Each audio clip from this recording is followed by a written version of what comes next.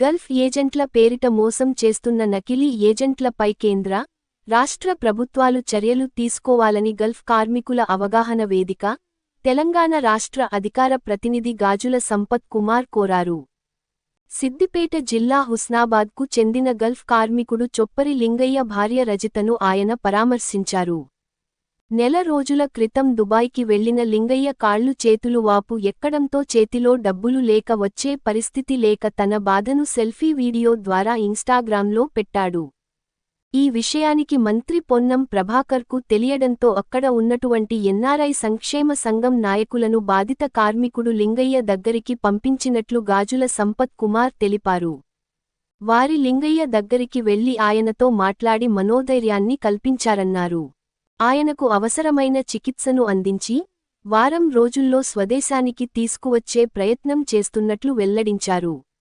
దుబాయ్కి పంపించి పని కల్పిస్తామన్న కంపెనీకి బదులు మరొక కంపెనీలో పనులు పెట్టిస్తున్న నకిలీ ఏజెంట్లను అరికట్టాలన్నారు. అదేవిధంగా దుబాయ్ నుండి హుస్నాబాద్కు వచ్చిన తర్వాత చొప్పరి లింగయ్యకు అవసరమైన ఉపాధి కల్పించి డబుల్ బెడ్రూమ్ ఇప్పించాలని స్థానిక ఎమ్మెల్యే, మంత్రి పొన్నం ప్రభాకర్ను కోరుతామన్నారు.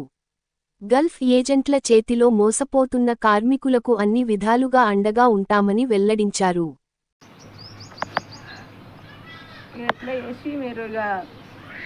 నాకు నా భర్త ఎమ్మెల్యే సార్ కూడా పదే దండం పెట్టి నేను వేడుకుంటున్నా. ఎందుకంటే మాది మధ్యతరగతి బతుకులు, నాకు మేము ఉండి భూములు జాగాలు ఆస్తులు ఏం లేవు మాకు.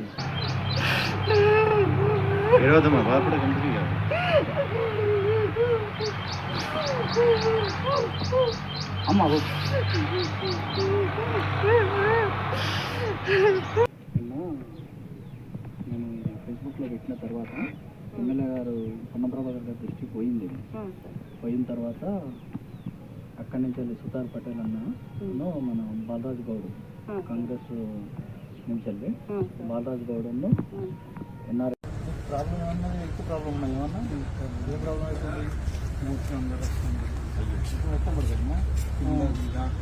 అబ్దాబి హాస్పిటల్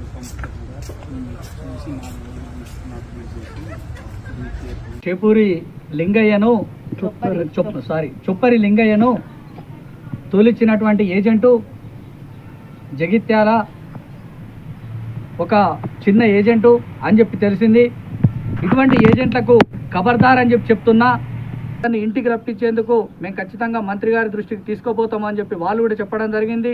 మేము కూడా ఖచ్చితంగా అతనికి గురించి ఎమ్మెల్యే గారి దృష్టికి మరియు మంత్రి గారి దృష్టికి తీసుకోబోయి అతనికి ఇక్కడ వచ్చిన తర్వాత కూడా ఏదో ఒక ఉపాధి కల్పించి అతనికి ఒక డబుల్ బెడ్రూమ్ ఇల్లు ఇప్పించి వాళ్ళ యొక్క కుటుంబానికి ఏదో ఒక భరోసా కల్పించాలని చెప్పేసి మేము కోరుతున్నాం.